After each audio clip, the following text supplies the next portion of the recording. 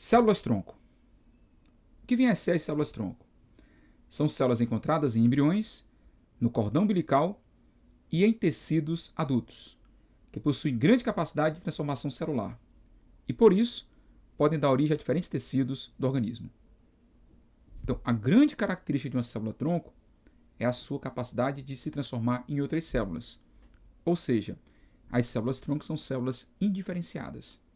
Características das células-tronco. Quais são as duas principais características de uma célula-tronco? São indiferenciadas, sendo capazes de originar diversos tecidos do organismo. Então, aqui você tem uma cultura de células-tronco.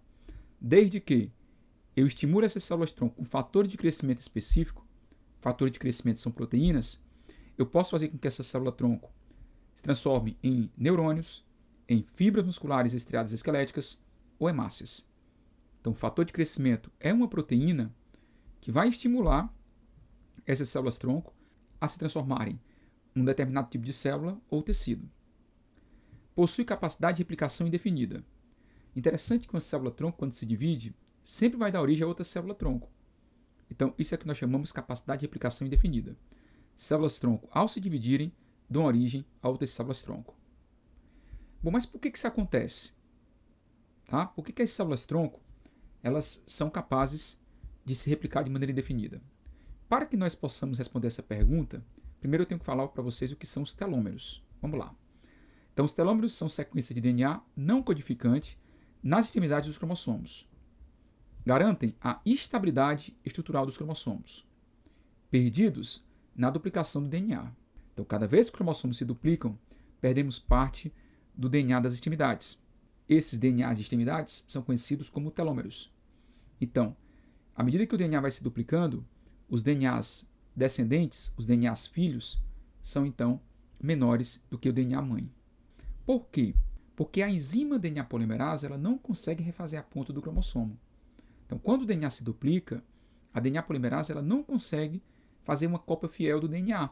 Então, os cromossomos filhos, ou os DNAs filhos, sempre são menores do que os DNAs mães, ou cromossomos mães. Limite de Hayflick. Células cultivadas dividiram-se cerca de 50 a 60 vezes antes de morrerem. Mas por que isso aconteceu? Bom, foi observado que células, quando se dividem, o DNA se duplica. Quando o DNA se duplica, o DNA acaba ficando menor nas células descendentes, porque os telômeros vão ficando cada vez mais curtos. Imagine que esse cromossomo aqui da imagem, ele vai se duplicar. Então, quando ele se duplica, o que acontece aqui? Observe. As pontinhas tendem a desaparecer. Então, cada vez que esse cromossomo se duplica, nas divisões celulares, os cromossomos filhos ficam menores. Quando esses telômeros forem todos perdidos, os cromossomos vão continuar se encurtando cada vez que duplicarem. Só que, ao se encurtarem, isso pode começar a atingir genes. Então, eu vou colocar essas linhas amarelas como sendo genes. Então, você observa o seguinte, que se os cromossomos continuarem se encurtando, nas próximas divisões, os genes, os alelos, vão ser atingidos. E os alelos, ao serem atingidos, isso vai causar instabilidade na célula. Foi o que Hayflick percebeu. Então, essas células, ao perder os telômeros, os alelos vão ser perdidos nas próximas duplicações de DNA, porque o DNA continua se encurtando, nós vamos ter instabilidade celular. Isso acaba ativando o processo de apoptose, ou seja, morte celular programada, e a célula morre. Então, por que nós envelhecemos? Em parte, isso é explicado pela perda dos telômeros. Então, aqui você observa um cromossomo íntegro. Então, a cada duplicação celular, como você pode observar, os telômeros vão ficando cada vez menores. Então, você tem aqui esse telômero ficando cada vez mais curto, olha só, até que ele é totalmente perdido. Então, quando esse telômero for completamente perdido, o que vai acontecer? Nas próximas divisões, o que nós vamos ter? Os próprios alelos vão ser perdidos, sendo representados por essas linhas azuis. Está claro? Isso provoca instabilidade celular, e essa instabilidade celular leva à morte celular por apoptose, chamada morte celular programada. Então, aqui você tem um adolescente, aqui você tem uma idosa. Então, você nota que a adolescente ela tem os seus telômeros aqui no cromossomo e a idosa já não tem. E essa perda de telômeros na idosa vai fazer com que ela perca mais células do que reponha. A partir do momento que as células começarem a perder os telômeros, elas ficam estáveis e isso ativa o processo de apoptose. E ao acontecer a ativação de processo de apoptose, haverá mais perda celular do que reposição, o que explica o processo acelerado de envelhecimento. Nós envelhecemos a partir do momento que nós nascemos. Só que quando nós perdemos os telômeros, esse processo de envelhecimento acaba sendo acelerado. Essa telomerase, ela não passa de uma enzima DNA polimerase. Então, a telomerase, ela consegue refazer os telômeros. Então, nós temos algumas células que não perdem os telômeros, porque elas conseguem refazê-los. Exemplo, células germinativas jovens. Células germinativas são as células precursoras dos gametas. Essas células se dividem de maneira muito intensa. Seria complicado se as nossas células germinativas perdessem os telômeros. Os nossos gametas já surgiriam com telômeros reduzidos. E, consequentemente, o zigoto teria telômeros reduzidos. Então, não seria interessante. Então, células germinativas jovens têm a enzima telomerase, porque são células que estão constantemente se dividindo. Células tronco embrionárias. Olha só. As células tronco embrionárias, como as células presentes na mórula ou no embrioblasto, essas células também têm telomerase. Afinal de contas, elas se dividem constantemente. Seria realmente complicado se nós não tivéssemos a telomerase ativa nessas células, porque se assim o fosse, o zigoto teria o menor telômero. Isso acabar encurtando o nosso tempo de vida. Células tumorais têm telomerase ativa.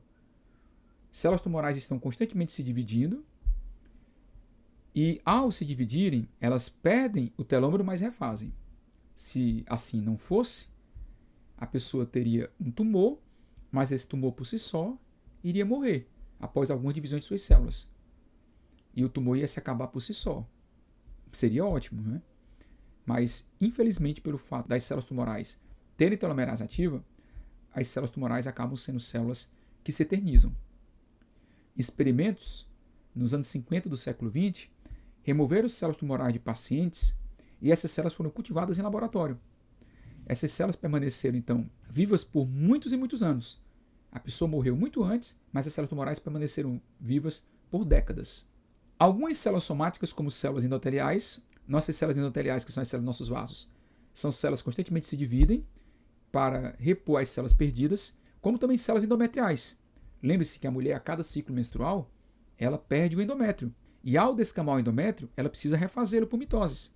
Então as mulheres acabam tendo telomerase ativa nas células endometriais. Linfócitos T e B induzidos. Como os linfócitos T e B induzidos se dividem constantemente, não seria interessante eles não terem telomerase, porque então a nossa capacidade de defesa ia ser reduzida, já que essas células morreriam logo após algumas divisões. Então, ao analisarmos esse gráfico, que coloca no eixo X o número de divisões celulares e no eixo Y o tamanho dos telômeros, observe as células germinativas que têm telomerase. Você nota então que os telômeros não diminuem de tamanho. Células somáticas, que são as células do nosso corpo em geral, à medida que elas vão se dividindo, os telômeros vão ficando cada vez menores, até que se atinge o limite de Hayflick. Nesse momento, nós temos aqui algumas poucas divisões que essa célula pode sofrer até entrar em morte. Então atinge o limite Hayflick e nas próximas divisões essa célula acaba morrendo. O limite Hayflick mostra uma quantidade de divisões que a célula pode sofrer e a partir daquele ponto, nas próximas divisões, a célula acaba morrendo. Mas pode acontecer a transformação dessas células em células tumorais. E aí o que acontece? Células tumorais vão ativar a telomerase, vão refazer os telômeros. Imortalização, muitas células imortais dão origem ao câncer. E aqui nós temos algumas síndromes relacionadas ao envelhecimento. A progéria é uma síndrome na qual o indivíduo ele vai ter 12, 13, 14 anos, mas como ele tem uma perda acelerada dos telômeros, ele acaba tendo um aspecto de uma pessoa idosa. Sabemos que essa perda dos telômeros leva à perda de células, e essa perda de células acelerada, mais rápido que a reposição das células, acaba levando então ao processo de envelhecimento corporal acelerado. Classificação das células-tronco. As células-tronco são classificadas quanto à capacidade de diferenciação em totipotentes, pluripotentes e multipotentes, e quanto à maturidade em embrionárias ou adultas. Nesse slide nós mostramos a diferenciação celular. E à medida que vai acontecendo a diferenciação celular, ao longo do processo de desenvolvimento embrionário, as células-tronco vão passando de embrionárias a adultas, de TOT para pluri para multipotentes. Então vamos entender o que é isso aqui, ou seja, qual a relação entre desenvolvimento embrionário e a transformação de células de TOT para pluripotentes e de pluripotentes para multipotentes. E de células-tronco embrionárias para células-tronco adultas. À medida que vai acontecendo a diferenciação celular, acontece uma redução do número de genes potencialmente ativos. O ovo ou o zigoto tem 100% dos genes potencialmente ativos. Ou seja, a célula ovo ou zigoto, ela tem a capacidade de formar qualquer célula do futuro corpo humano. Então, esse ovo se divide da origem à mórula. A mórula também. Qualquer célula da mórula tem capacidade de formar qualquer célula do futuro organismo humano. Por quê? Porque não houve nenhuma diferenciação ainda. À medida que vai acontecendo a diferenciação celular, os genes ativos vão diminuindo. Então, a gente diz o seguinte, que o ovo e a mórula têm células-tronco totipotentes. Ou seja, que o ovo e a mórula, particularmente os blastômeros da mórula, têm células-tronco totipotentes. Essas células-tronco totipotentes são células que têm a capacidade de formar qualquer célula do futuro corpo humano e também são capazes de formar células placentárias. Essas células-tronco totipotentes são classificadas como células-tronco embrionárias. Mas a questão é, a partir do momento que começa a ter diferenciação celular, a quantidade de genes ativos vai começar a diminuir. Então, em que momento nós temos a primeira diferenciação celular? Quando os blastômeros se diferenciam em trofoblasto e embrioblasto. Nós temos a primeira diferenciação celular. Por quê? Porque os blastômeros tomam rumo. Se os blastômeros se transformam em trofoblasto, esse trofoblasto vai acabar virando o quê? A parte embrionária da placenta. Agora, se os blastômeros se transformam em embrioblasto, o embrioblasto vai dar origem ao embrião. Então, esse processo acontece na passagem de mórula para blastocisto. É na passagem de mórula para blastocisto que nós vamos ter a primeira diferenciação do embrião humano. Então, se eu pegar uma célula do embrioblasto, essa célula do embrioblasto não é mais capaz de formar placenta. Por quê? Porque o gene que forma a placenta ele está inibido. Muitas vezes colocado em zona de heterocromatina, zona de condensação de DNA. Então, uma célula do embrioblasto consegue formar qualquer célula do futuro corpo humano, mas não consegue formar mais placenta, porque o gene que forma a placenta foi inibido. Então, as células do embrioblasto não são células-tronco mais totipotentes, e sim células-tronco pluripotentes. Tanto as células totipotentes quanto as células pluripotentes são células-tronco embrionárias. O que é uma célula-tronco embrionária? É uma célula capaz de formar qualquer célula do futuro humano. Seja uma célula neuronal, seja uma célula muscular, seja um hepatócito, uma célula do fígado, seja uma célula do pâncreas. Células-tronco pluripotentes têm a menor capacidade de diferenciação do que células-tronco totipotentes. Porque células-tronco pluripotentes não conseguem mais formar placenta. Mas isso é irrelevante em termos de pesquisa. Até o estágio de célula-tronco embrionária, até o estágio de blastocisto, essas células são altamente capazes de formar qualquer célula do futuro humano, que é o que me importa numa pesquisa. Em que momento acontece a segunda diferenciação? Quando o blastocisto amadurece, o embrioblasto transforma-se em epiblasto e hipoblasto. Na transformação do embrioblasto em epiblasto e hipoblasto, nós temos uma segunda diferenciação. Só que essa não é tão significativa. É na transformação de disco embrionário bilaminar, ou seja, o epiblasto vai se diferenciar em ectoderma, endoderma e mesoderma, que nós vamos ter uma diferenciação mais significativa. Então, na passagem de blastocisto para gástula, o embrioblasto, que já teria antes se transformado em epiblasto e hipoblasto, formando o disco embrionário bilaminar, e o epiblasto iria se transformar em quê? Em células do ecto, meso e endo. Então, é nessa diferenciação de blastocisto para gástula, ou seja, de embrioblasto para epiblasto e hipoblasto, e depois o epiblasto transforma-se em ecto, meso e endo, que nós vamos ter uma maior significância em relação à transformação de uma célula-tronco no seu potencial de diferenciação. Ou seja, é nesse momento que uma célula-tronco pluripotente passa a ser multipotente. Ou seja, ela tem uma queda de potência na sua capacidade de diferenciação. Afinal de contas, uma célula do ectoderma consegue formar um neurônio, mas não consegue formar uma célula do fígado. Uma célula do mesoderma consegue formar uma fibra muscular estriada cardíaca, mas não consegue formar um astrócito, que é uma célula da glia. É nesse momento que uma célula do endoderma, que é capaz de formar uma célula do fígado, não é mais capaz de formar uma fibra muscular lisa, que é derivada do mesoderma. Então você nota que tem uma queda brusca de potência na passagem do blastocisto para a gástula. Afinal de contas, os folhetos embrionários, o ectoderma, o mesoderma e o endoderma, eles já têm destinos pré-determinados. Ou seja, o percentual de genes ativos aqui, no ectoderma, vai ser bem menor do que no embrioblasto. E entenda, à medida que vai acontecendo a organogênese, a potência das células diminui ainda mais. Fala-se também em células oligopotentes e unipotentes, que são células ainda com a capacidade menor de diferenciação. Quero lembrá-los que as células-tronco multipotentes são células-tronco adultas. Então você nota que uma célula-tronco adulta não é aquela que está presente no adulto, mas sim aquela célula que tem menor capacidade de diferenciação. Entre as células-tronco multipotentes, eu tenho uma potência que cai ainda mais. Por exemplo, células-tronco multipotentes da medula óssea vermelha.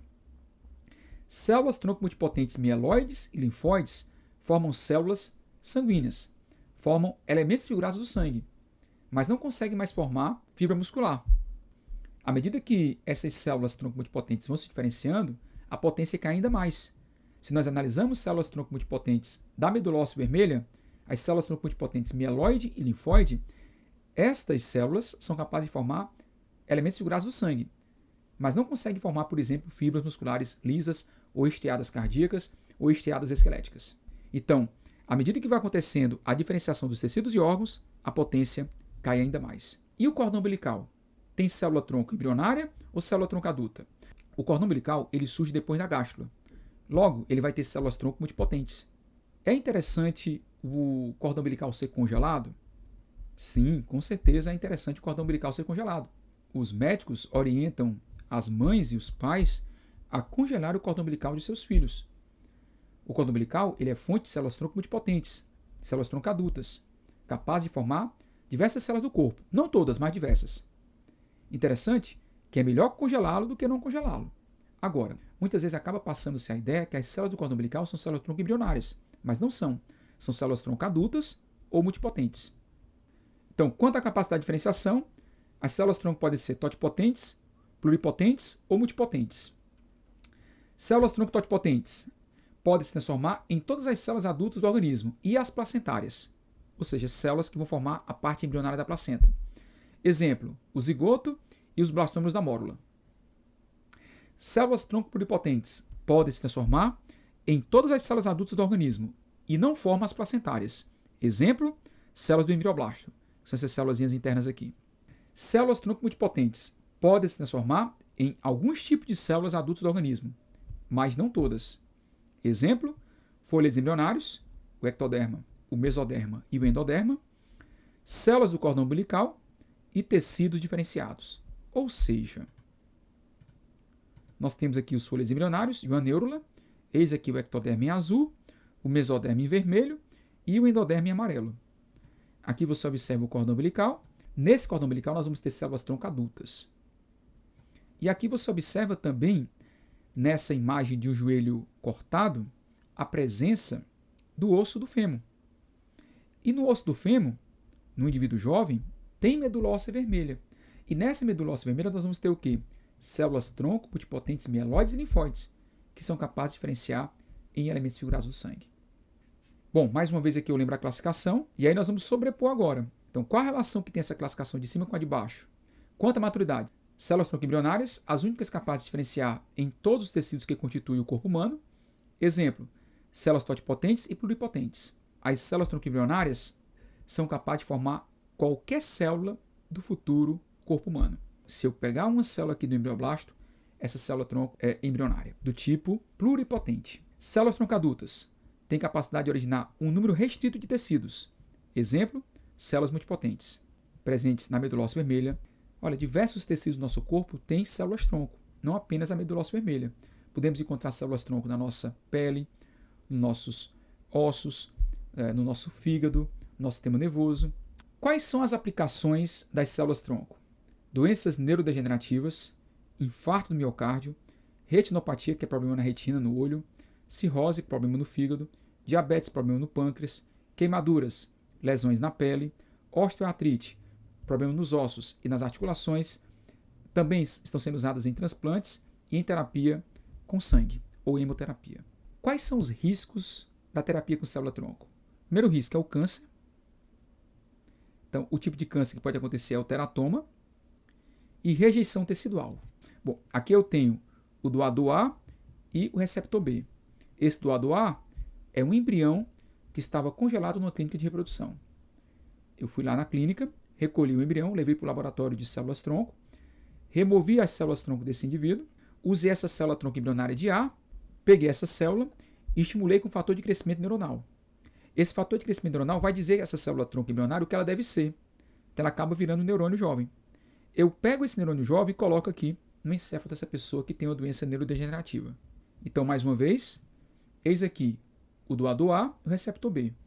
Esse doador A é um embrião que seria descartado de uma clínica de reprodução, mas ele acabou sendo usado para tratar uma outra pessoa que estava doente. Desse embrião, eu removi uma célula tronco embrionária, que eu vou chamar célula tronco embrionária de A. Eu peguei essa célula tronco embrionária, estimulei com o fator de crescimento neuronal, ela se transformou então no neurônio jovem, e eu acabei usando esse neurônio jovem para poder tratar essa pessoa B, que tem uma doença neurodegenerativa. Veja que eu preciso dizer para a célula tronco o que ela deve ser. Eu não posso simplesmente pegar uma célula tronco dessa e colocar diretamente no encéfalo da pessoa, porque a célula tronco pode ser qualquer coisa, inclusive um câncer. Então, por que na terapia com células tronco acaba levando à formação de tumores em alguns tipos de procedimentos, em algum tipo de tratamento? Porque a célula tronco não foi devidamente ou corretamente estimulada. Muitas vezes pode surgir um câncer a partir da terapia com células tronco, porque essa célula tronco não foi devidamente estimulada para se transformar na célula desejada. Outra coisa, eu não posso deixar também esse neurônio amadurecer demais, porque se ele amadurecer demais, ele não vai conseguir se adaptar ao encéfalo já maduro desse indivíduo. Então existe um estágio, existe um momento ideal para isso acontecer. Outro problema é a rejeição tecidual. Bom, se eu tenho um embrião A doando para uma pessoa B, eles são geneticamente diferentes. Dessa forma, pode acontecer rejeição. Para isso não acontecer, o que eles estão fazendo hoje? Eles estão fazendo a chamada clonagem terapêutica. Eles clonam o indivíduo. Quando esse clone atinge por volta do 6º dia de desenvolvimento embrionário, eles interrompem o processo de desenvolvimento na etapa de blastocisto, removem o trofoblasto e aproveitam as células do embrioblasto. Essas células do embrioblasto são usadas como células tronco embrionárias, como células tronco pluripotentes, para tratar o indivíduo que foi clonado.